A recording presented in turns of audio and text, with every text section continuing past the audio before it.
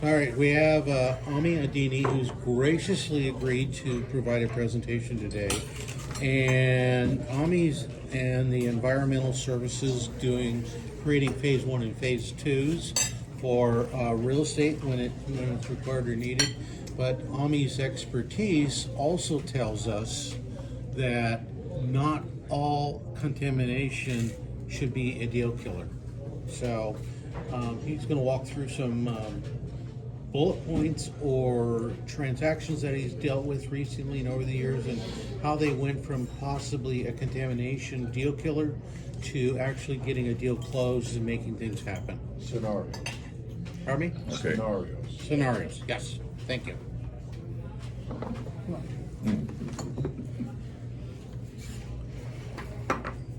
Okay, so I prepared a list of several cases that I worked on recently, and let's see how they can or how they are or are not a deal killer. So first off, I find that there is maybe a lack of understanding as to what is phase one, what phase one is, and get a lot of orders and to do a phase one, and my clients don't even know what it is. All what they know is that the bank is asking for a phase one. I'm getting those calls. The bank is asking for a phase one, or I heard that I need to do a phase one, so give me a price for a phase one. They don't even know what it is. Okay, but give me the other day, a lady called me and she wanted the price for a phase one, and I said, for what? And she said, well, by the time she described it to me, it was a lot that was intended for residential purposes in a residential community. She wanted to build maybe an apartment building or something there, and somebody told her this is going to be commercial, you need a phase one. So by the time she finished talking to me and I explained to her what it was, I saved her some money of doing phase one.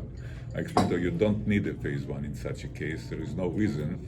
You are give me the address, she gave me the address, I looked it up on the map, I told her, look, this place has been open land since Adam and Eve, you know, so why do you need you don't need a phase one. But well, they tell me I need, no, you don't need it. And by the time we are done, okay, she did not need it. Because phase one, first off, is done for commercial properties. It's not done for residentials. Apartment buildings that have more than 4 units are considered commercial, but this is more in the eyes of the SBA and the banks that rely on SBA for loans, and SBA defined commercial as anything that is more than 4 units. But not every loan or not every transaction is backed up by a bank or SBA. So if this is a cash transaction or semi-cash transaction, and if it's not a major institutional bank, then I don't know why you would need a phase one. Just a few days ago, I did phase one in a Hilton hotel in San Diego, Harbor Island. Hilton, beautiful hotel. I mean, magnificent hotel. I went there. Why do they need a phase one? Well, they're probably in some transaction with Wells Fargo. Wells Fargo is a very big bank, and they have their own policies. And if you do a transaction of a certain magnitude in a certain place, you need to do a phase one. Okay, so we do a phase one there, but there is no need. Right away, you look at the property, you know there is no risk. There has never been a risk, and so you're talking about a search of records. So in phase one, okay, that's a good question. The purpose of the phase one, the conceptual, the basic purpose of the phase one is to find if there is a possibility of contamination on the property. So we are basically, I tell people that I tell guys that look, the purpose of the phase one is to tell you if you have anything to worry about. That's all. We are there to make you worried, okay? And but this is the whole purpose. So if we go and we look in our records and we look into our historical record, we check the property, and we see that there is some reason, some potential for it to be contaminated, either from its own acts or from the neighbors, then we say, okay, there is a concern here. You might be contaminated. But that's the entire purpose of the phase one, is to tell you if there is a potential problem there, but no more than that. And so then, when we do a phase one and we say, well, okay, we declare, in our language, we declare a recognized environmental condition. That's what the definition is. When there is a concern, we call it a recognized environmental condition. So the moment we declare this condition, then the question is, do you want to know if this concern is real? We all in phase one, we say, look, you may be contaminated. We don't know if you are contaminated. We don't know if you are contaminated to what degree, but you may be contaminated. And now it's up to you to decide if you want to explore it. And I know several cases that they decided not to explore it. I did, some time ago, about a year ago, I did it for a property on Washington Boulevard. I found out that it used to be a dry cleaner 40 years ago. I said dry cleaners are the contaminators. 75% of them have contaminated. So there could be a problem here of contamination. And the lender, a private lender, said, I'm not giving a loan unless you do a phase two. Well, the lady did not have money to do a phase two. She found another lender, maybe for a higher rate of interest, and she did not do a phase two, and she got the loan, all right? But if she were to get a loan from an institutional lender, Wells Fargo, or they will not pass it. Big lenders, institutional lenders, or any transaction that is backed up by the SBA, the moment we declare a condition, they want a phase two, okay? And the purpose of the phase two is basically to say, yes or no, is it or is it not contaminated? That's the entire purpose. And it happened to me from time to time that I do a phase one and I say, look, there is a condition here, you might be contaminated. And they say, well, how much will it cost me to clean it up?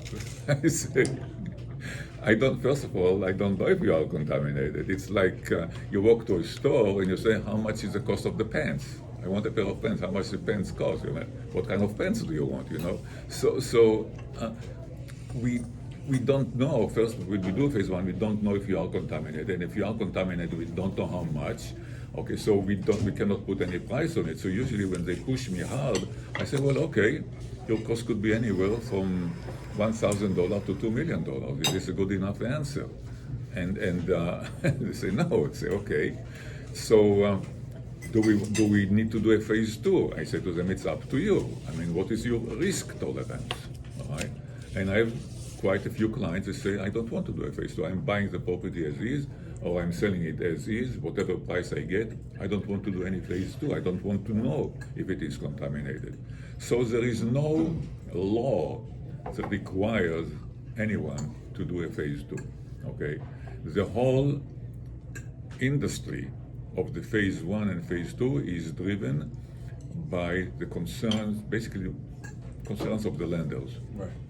Concerns of the lenders, because they don't want any problem. So they are very conservative. So then, when you have the big lenders or you have the SBA, then they create these policies, or SBA has a standard operating procedure number 50, and then they say who needs to do a phase two. Whatever falls into certain categories, need a phase one. You need to do a phase one. And in accordance with the SBA or Wells Fargo or Bank of America or all the major banks, the moment I declare a condition in my phase one, they demand a phase two. They will not proceed without a phase two, regardless, okay? And in their policies, if this big, nice, beautiful Hilton hotel that is on an island, on a pristine island, but because it is a large commercial property, they need to do a phase one. All right. I know the moment I looked at it, I know there is no need for it, but because they fall into these policies of the big banks, you have to do a phase one. So we have to we need to differentiate between transactions as to is it a major bank? Is it a major lender? Is it why do you want to do the phase one? So now that we have done the phase one, and we say, well, okay, we think that you may be contaminated, that there is a possibility that you will be contaminated, we usually say, do you want to know? Do you want to know if you are contaminated? And as I said, some of them say we want to know, and some of them say we don't want to know.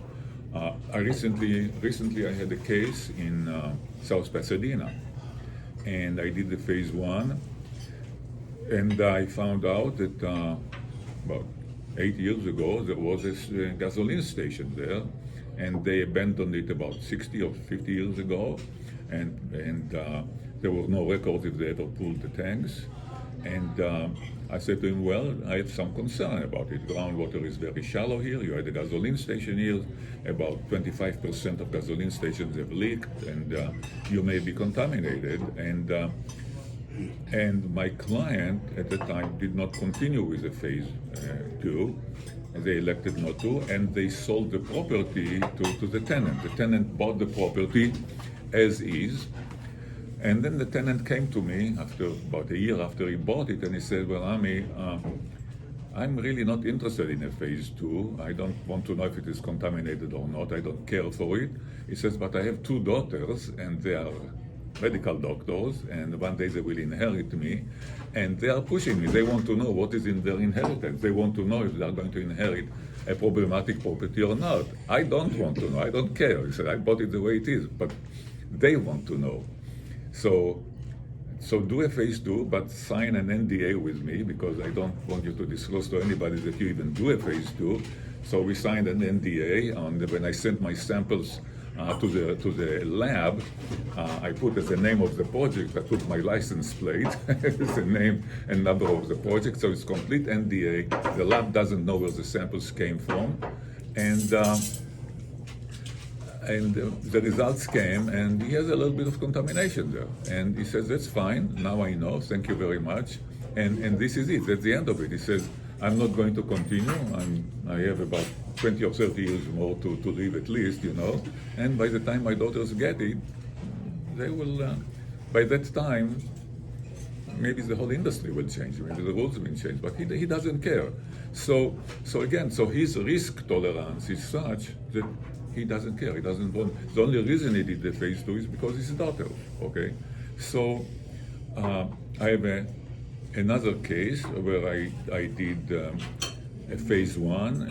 This was in Santa Paula, and the oil industry used to be there in Santa Paula, and oil fields and refineries. And I told my client, look, you are sitting on an old refinery site. This is what the records are showing me. You had a refinery here. They were, in the early days, they were doing gasoline. Company. Not Union. It was a private refinery, small refinery. Oh, really? Yeah, not Union Oil. Union was very big in Santa Paula. In Santa Paula. But here I see the old insurance maps. I see where the distillers were. I see where the tanks were. Okay, you had a refinery here. He says, okay. And he says, but again, everything was confidential. He said, I had to sign a non-disclosure agreement with him, and because it's just between him and me. And I said, let us do a phase two. And no, I didn't. I said, do you want to do a phase two?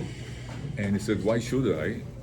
And I said, well, what are you going to do with the property? He said, I'm going to get a new tenant right now here. I said, okay, the property was vacant at the time. I'm going to get a new tenant. I said, fine. Maybe you would like to establish what we call a baseline because now you get a new tenant. Maybe you want to know if you have contamination, you want to know how much you have, and if you don't have, and they create contamination, then you know that they created it. They cannot come back to you and say it was from the old oil field. So, would you like to do a baseline? I said, yeah, that's a good idea. Let's do a baseline. So it's all confidential. We went there. We did a complete sampling. We gave them the map. We found nothing. Surprise! I would have expected to find a lot. We did not find anything there, and so now he has a document. He has a baseline, and he's going to sign the new lease agreement. And with this agreement, and if the new tenant wants, they can do their own phase two if they want. Okay, but right now they have this in place, and he knows what the situation is.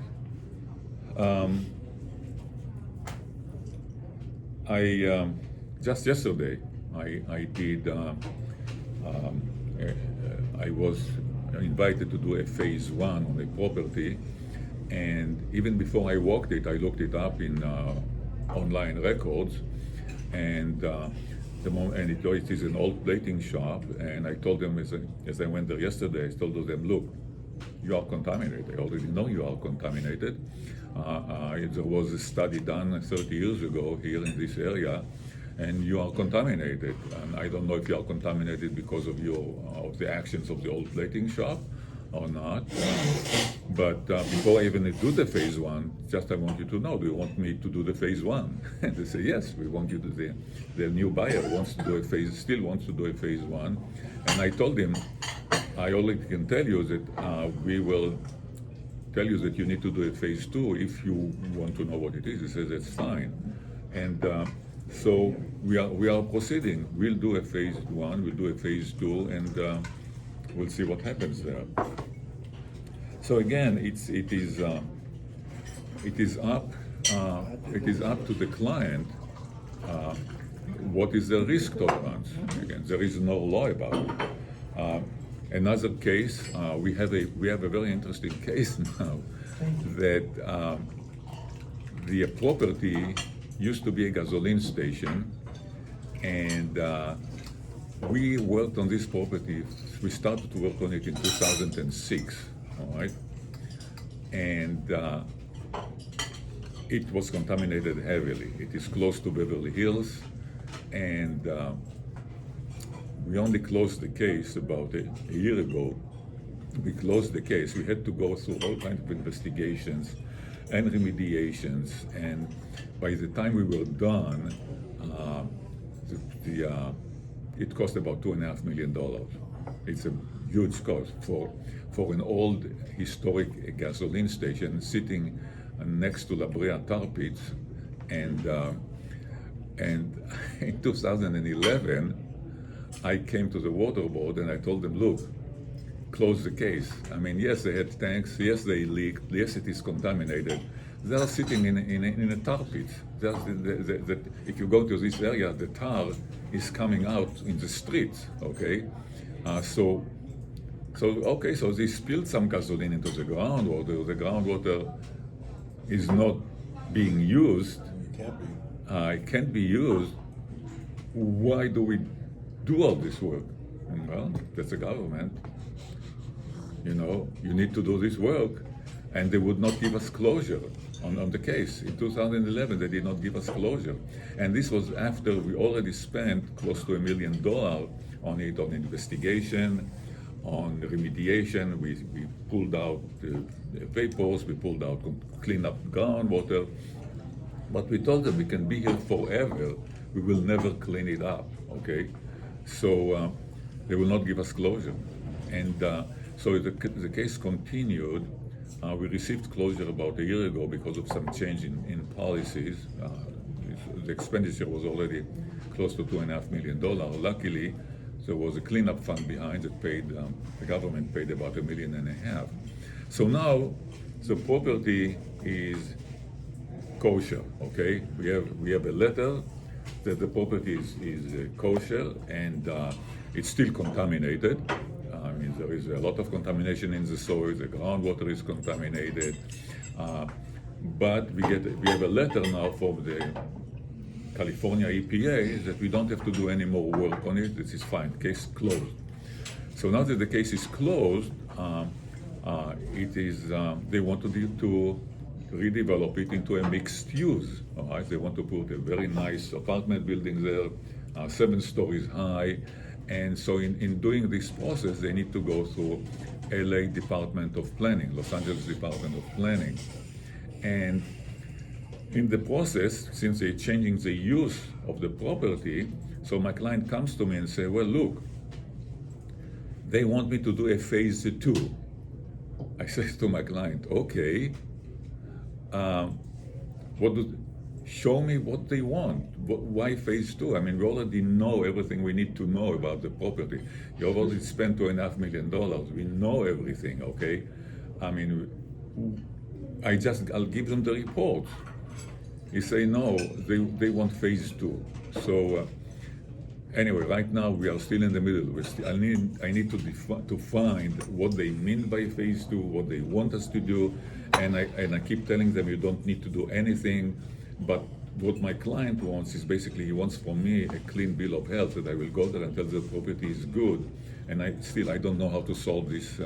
I don't know how to solve this problem. I told him the only way to solve the problem is by you telling me, show me what they want from you, show me in writing what they want, what do they mean by phase 2, what do they want me to explore with, and if they show it to me, I will go and talk to them, and I will tell them, you don't need to do a phase 2, you don't need to do an more investigation, we know everything about it, you can put a building there, it's not a problem. Yes, we know it is contaminated, that's fine, so you put a building there, you need to put a basement which is 13 foot deep.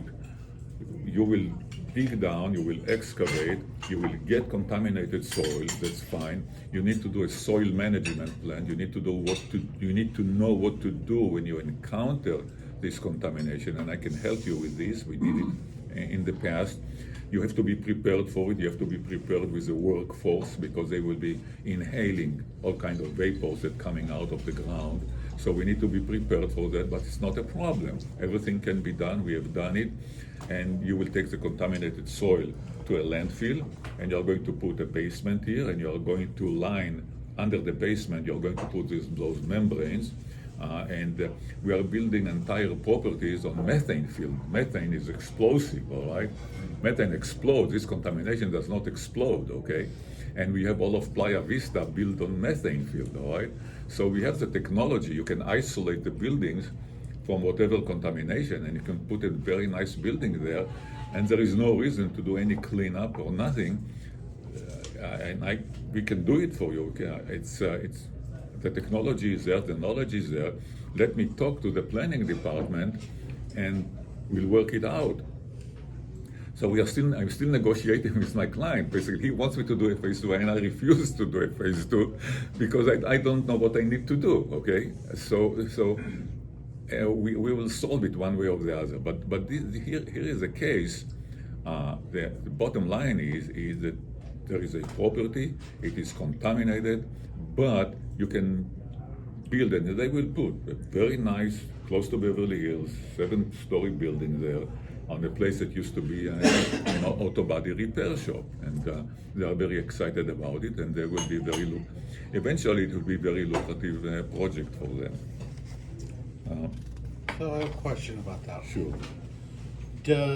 Does your client who's being requested to do a phase 2 have knowledge that somebody in the neighborhood complained nearby to the planning commission or building?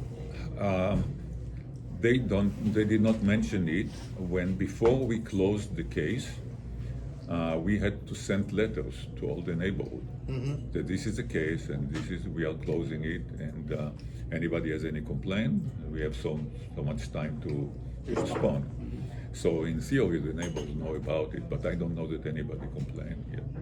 I've never heard on it. Yeah, because to me, what it sounds like, there's a not in my backyard somebody neighbor that may be against it and is raising a ruckus behind the scenes. Yeah, they built a high school in downtown LA in a methane area. Right. And they had to put a lot of geotextile barriers Right. to prevent the methane from going coming into in. the building. And they had to vent it also, so that if the methane built up, it wouldn't explode, it would just vent to the atmosphere. That's right. I did a project like this in Playa Vista about 15 years ago.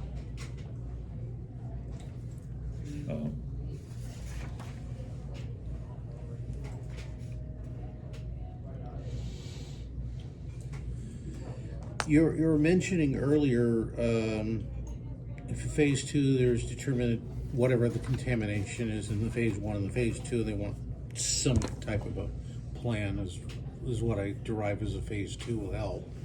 And you say there's no law to have it done, but December of 2023, the Biden administration signed into law the WOTUS, the Waters of the United States Act. And that act says that any water that collects, pools, or sits on top of land now becomes the property of the United States government, whether it's rainwater or runoff or something. And in that act requires cleanup of any contaminated water, soil, and Required what? A cleanup? cleanup. Okay. And the way I'm reading WOTUS is it's a big giant land grab by the federal government in areas that generally are under certain conditions, and they're enforcing in different states. And California is supportive of Waters of the United States. They want testing done. They want remediation. They want everything. That's So- interesting. I've not heard about it, and I have not yet heard anybody approaching me about it. Yeah. Well, I just, California is one of the few approved states that we're allowed to do federal and state environmental laws. so why I'm mentioning that is you've got all these things going on, and if isn't somebody complaining at the land development or land use department for this project, it could be the city trying to interpret part of the WOTUS Act also. Yeah. So it's interesting. Changing times. Yeah. I have a question. Sure. Phase one, what is the approximate cost and how long does it take? All right. The approximate cost, it varies. There are many providers of the phase one. I would say that the cost of the phase one ranges anywhere from, I've seen it ranging anywhere from $1,800 to $3,500. The median price is about $2,500 at the median. So if you take the average between the consultants, we normally charge $2,200 in my company to do a phase one. And if it's determined to do a phase two, what does that cost and how long does that take? Well, then the question is what the concerns are. For example, if the concerns are that, let's say we say, you know what, there used to be a dry cleaner on the premises, or there used to be a dry cleaner next door, and we are concerned about toxic vapors in the ground, all right? So what we want to do is we want to go there and test just for the toxic vapors. Then it's $8,000 for a phase two. Another case is, I have a very interesting case recently, a synagogue in Santa Monica, and they owned the property next door that they needed to sell. And a consultant did a phase one there and told them, it used to be a electrical power transmission station by Edison, was built in the early 1900s. And they used to have transformers there, and transformers in the 1900s used to have the oil in the transformers used to have PCB. PCB is a kind of a chemical that they used to put in the oil, and this is highly toxic. So we are concerned about those transformers leaking toxic oil into the ground, and you need to do a phase two. So they required a phase two proposal from the consultant, and he said, well, we want to drill down to groundwater, And on the way to groundwater in 3 places, we will take soil samples, then we take water samples, and the cost is 14,000 and change, all right? And they were kind of desperate. They don't have money, and the real estate broker came to me and he said, what do you think? And I read the phase 1, and I said, look, first off, I would not be concerned at all because even if there was a little bit of PCB in the oil, and the oil, when it goes down from the transformer and maybe it drips a little bit, it will not go anyplace. So, but still, if you want to do, we'll do something to find it, and we'll go and drill holes and take samples in the soil, and the cost will be $4,800. And we did it. We did a very good phase 2, $4,800 as compared to $14,800. And the buyer took our report and gave it to the consultant that did original phase 1, that recommended the work for $14,000, $800. And they approved my work. They said, it's great, you know. Yeah, we put our, they said, it's fine. Yeah, he proved the case. So this is a long answer to your question, how much is a phase 2? In this case, it was 4,800 versus 14,800. And I did a car mechanic, the other side of the equation, in Long Beach, and I walked in, and I was shocked. The place was such in poor repair, bad repair, and so neglected, and there was oil all over the place, and he had hydraulic lifts in the ground, and he had pits with oil, and it was bad. Look, and not only that, there used to be a gasoline station there, and nobody had any records if they ever removed the tanks. In groundwater, there is about 20 feet. So I said phase 2. By the time we finished the phase 2, it was close to $30,000. Okay, because the concerns were we needed to go down to groundwater. We wanted to test groundwater because it's so shallow. There was so much oil around here. I was surprised it was not contaminated. $30,000. Yeah, there was a big project in Yorba Linda near Orangethorpe and Lakeview. They were going to build, got approval to build 340 units there, and the construction started, and then it was determined that there was contamination, and the contamination cost to remedy it was in the hundreds of thousands of dollars. So they shut down the whole project. That was a couple of years ago.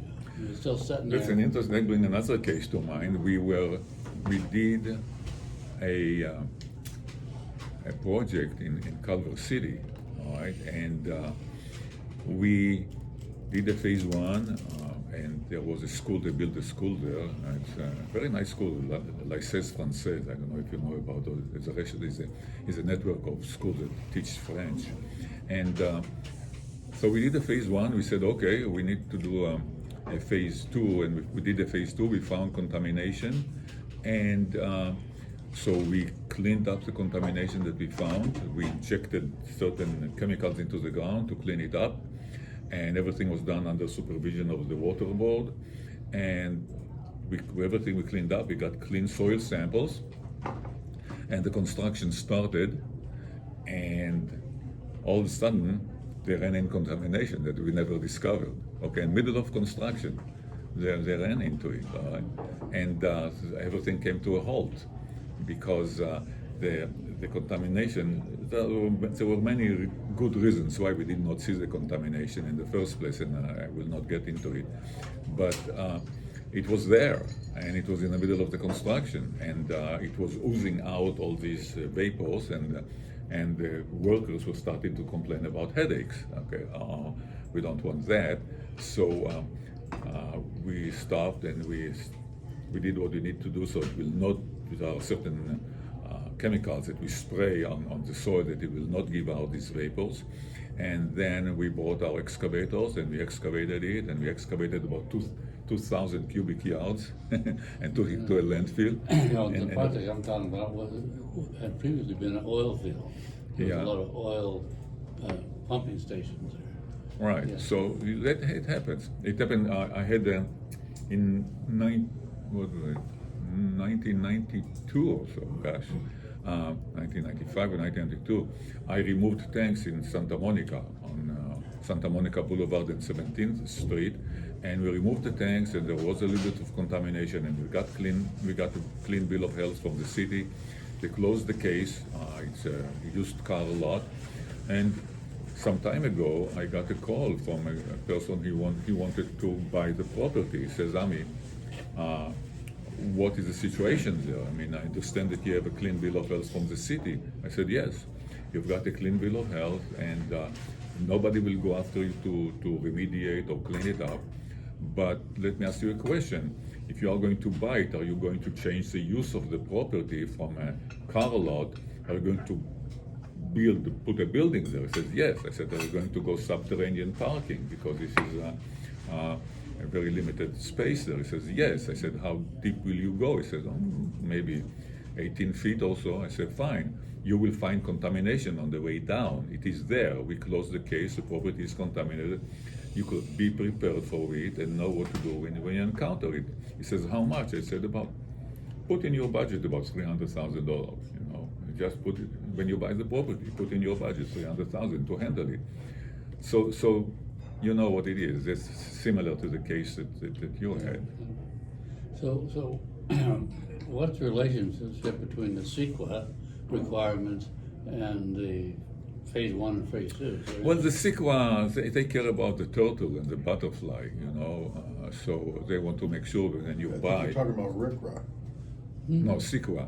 He CEQA. talk about CEQA, Environmental California Environmental the city Quality. requires if you have big parcels and you're going to try to develop it, you have to. Well, RCRA is the federal law handling hazardous waste. RCRA is a federal law that tell you how to handle hazardous waste, Right. how to handle it. CEQA is how to develop area in a place. So CEQA cares about how much traffic you're going to put there, okay, how you're going to impact the streets, how you're going to impact the air around it. So that's the CEQA. And bird habitats and rare That's right. rats and all kinds of stuff. Right. So City of Los Angeles Planning Department requires you to do a CEQA when you change the use of the property. You go through the CEQA process, and part of it is to do a phase 1 or a phase 2. I had this property in Westwood Boulevard, okay, West LA, and it used to be a wine selling shop, very beautiful wine selling place.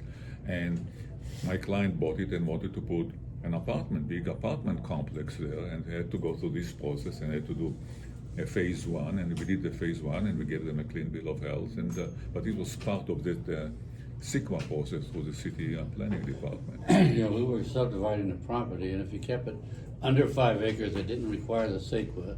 Over 5 acres, it required the CEQA, which was a big deal. It took months, if not a year, to get through that. Yeah, it is a long process. Ami, hi, good morning. Morning. I got a couple questions. So, unless it's a trade secret, what do you use for historical data? How do you get that historical data? Oh, no, it's not a trade secret. And historical data I get from, in my case, I get from a company called EDR, Environmental Data Resources, whatever. And they have, and there are a couple of other companies that are similar, but they are. How do they get it or retain the data? I mean, How I don't know, because they have a County whole records. team. They have a whole team of researchers. research? They go through county records. Yeah, so they go to county records, they go for whatever, and they have a team of You researchers. probably go back like 100 years.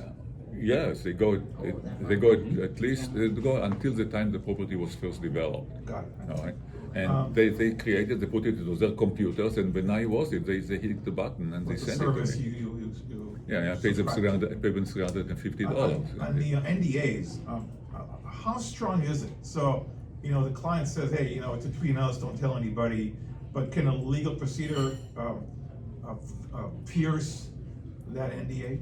I'm not an attorney. I don't We have know. one here, but I'm just curious if you had any issue with NDAs and having to push. I've never been sued, and I've never been any complaint about NDA, so I don't Okay. know. But when I sign it, I'm very careful, and I like in this project that I did, I called it with the name of my license plate, Right. So So most of the time, it's the lenders that drive or are concerned with phase one and phase two. So Most of the time, how yes. strict or how easy are they? I mean, overall, I mean, like, you know, you make a recommendation, you know, they like you to accept it because you're a professional, They you're are licensed, lenders. or do they challenge you and say, no, you know, we're not sure, we want a follow-up? In my experience, the lenders that I dealt with, they never challenged me. Okay. Okay, that's my experience. There's a wide variety of lenders, you know. Oh, yeah, that's. Strict rules. Right, to that's what I'm put asking. a lot of Yeah, money, I dealt you know, with- at a higher rate for anything. Right. Look, I dealt with Wells Fargo, I dealt with Bank of America, I dealt with State, U.S. Bank, and other banks that came to my mind, and all what they are interested is in my insurance policy. They Sorry, want what was the last one? my insurance, they want Your my insurance right, policy. your E&O insurance. So I Okay. carry $2 million insurance, okay? I have a newer home here in Berendo, and all around me are active oil wells, about 100 and some odd active oil wells. What should I be concerned about? Active oil wells, I will be concerned maybe about methane, which is just to check, make sure. Methane, radon. Methane, that they are not releasing methane. We don't have Radon, radon. radon, no, we don't have radon here. No, Vacuums. no. Maybe methane. And How about I would be spills? concerned if you had an oil well on the property itself, then I would like to test the land, because some of them, when they use the drilling mud, they put some toxic metals into the drilling mud, and they would just leave it on the area. So I would test the soil for some. Well, it's a big development, and they kept all the ones that are older, and they did not build any houses over. Oh, by the way, this is not my wheelhouse, you know. But if you are going to develop in an area which have oil wells, you may need to close them again. If they were shut down 50 years ago, 60 years ago, it's not to today's standard. You may have to abandon them again. Okay, and so Prevent methane leaks. for methane leaks, right? So that's expensive process, but that's Close to it's my a house, special there's thing. there's a seepage, natural seepage coming out of the hillside. No, there are many places. I go to Santa Clarita here on the hills. You have oil coming out of the ground. Okay, it's going in the going in the valleys. There is oil. Beverly Hillbillies. The other day I was hiking in Placerita Canyon there, close to Santa Clarita, and this is an area that was the first. The oil industry started in this area. The first refinery was the Pioneer Refinery. near Placerita. In Newhall. Right, and they started when they got this white, we call white oil coming out of the ground. The and refinery was with wooden tanks, yeah, it was there. So it started there. But Brea was all oil fields too back in the 20s. Oil was discovered in California in McKittrick, where there was natural tar coming up, and the Indians used to use it to, for sealing their homes and purposes like that. Okay. And then the Chinese discovered it. I mean, it goes back to the 1700s. Right. This oil seepage. So you today, if you hike in Placerita Canyon for tourist purposes, or there is still oil coming there, called white oil. You don't see it's already refined oil by natural processes in the ground. And you go there in the trail, and there is white oil coming out, and you smell it. It's very, very nice odor to it, and yeah, it is really. It smells good, and there is a big sign that explains the history of the place and says that in the early 1900s, those that found this white oil, it was so good they used it to run their cars, the Ford Model 2 or T or whatever. Model T. They used this oil straight into the car to fuel the car. It was such a good oil.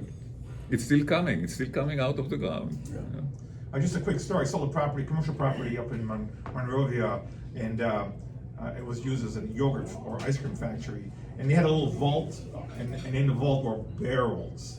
Okay. And it's like, oh my goodness, what's in those barrels, right? So it was a big concern. Oh, you go in Los Angeles, close to downtown.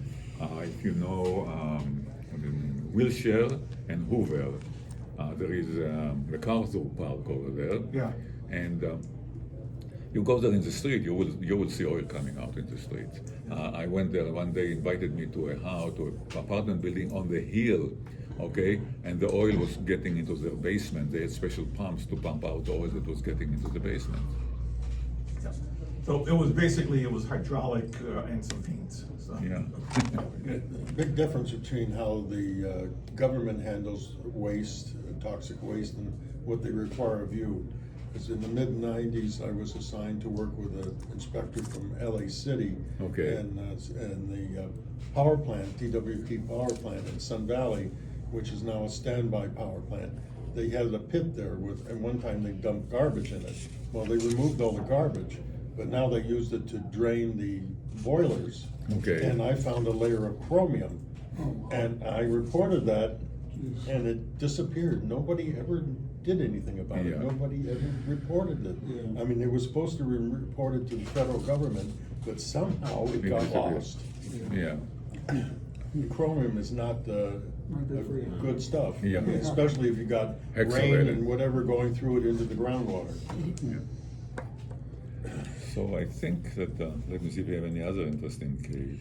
So Mike, to your question about finding materials, the state of California has a mining and well website, and I'm looking at doing a listing in Wilmington. And Wilmington is the old oil fields down there in the harbor.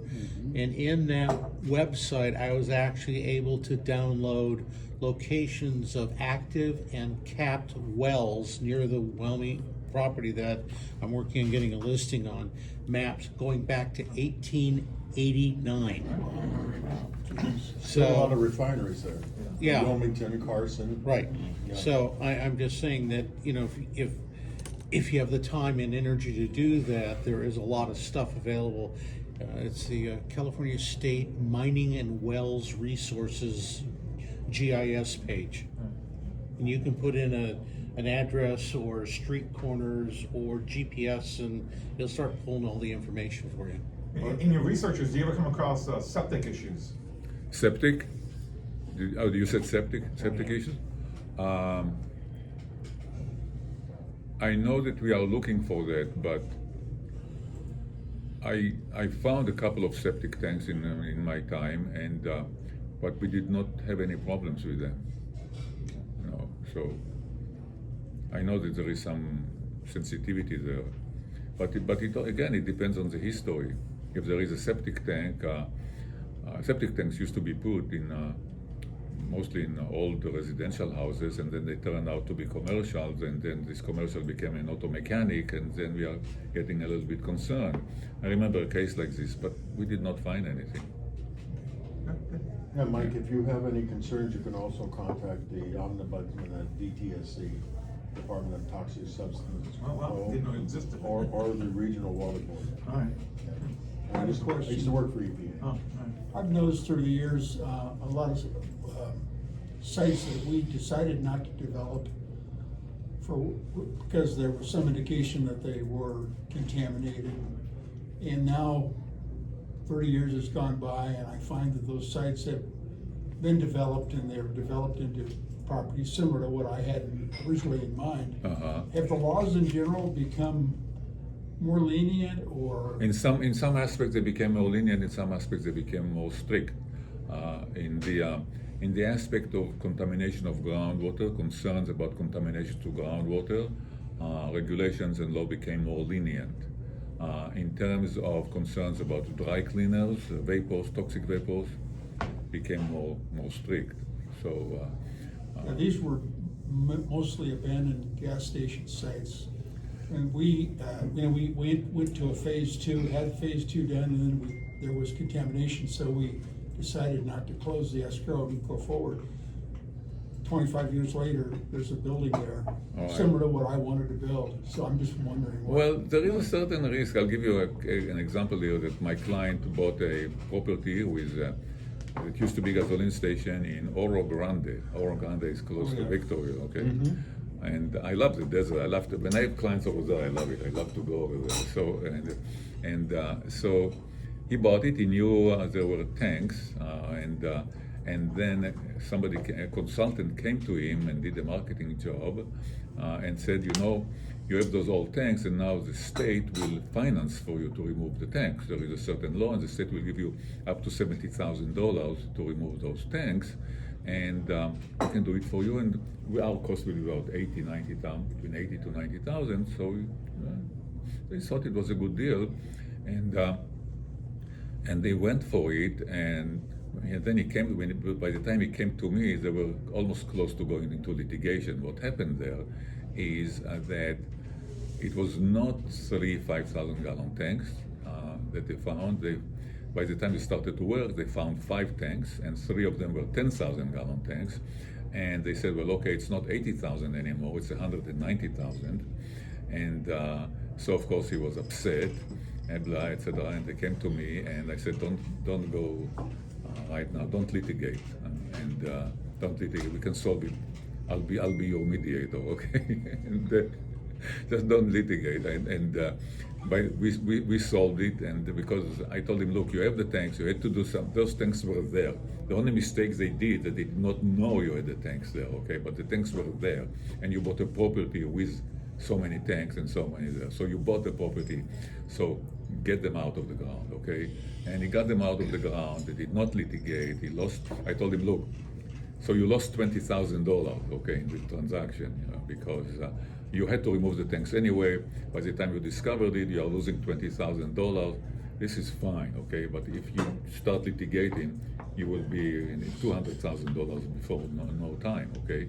So, so we removed the tanks, and everything is okay now, okay? And he's happy, and now he's developing the property, and there was no contamination, lucky for him. So in this case, he was lucky. He bought the property with the tank. He basically he went into he betted on it. He went in. He thought, okay, he took a chance, and it's fine, But there is another case that I wanted to tell you about. That is, I don't know why it does not resolve this. This is a property, a very nice property in Irwindale, and it is. I believe they want to sell it for about $7 million, and it is contaminated a little bit, but the contamination is coming from the next door neighbor. The next door neighbor used to be a refrigerant company. They sold refrigerants, and they had a big fire there, and for other reasons they contaminated. The contamination moved down to the property, to our property. And there is a little bit of contamination there, and I told him, fine, so you have this contamination. You did not, by all records, you did not cause it. You are not you are not responsible for it. So the degree of your responsibility is once the buyer redevelops it, they need to protect whatever the people they have on the property, and they cannot put apartment buildings there because the city limits this to only commercial and industrial. So you can put a car wash. They had a prospective buyer, they wanted to put a car wash there,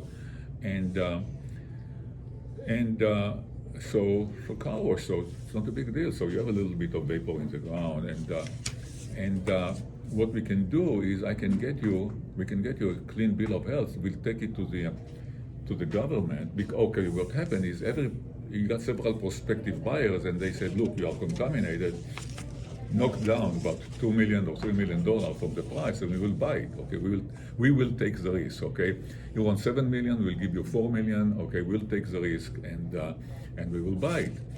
But he doesn't want to give them that much discount on one hand.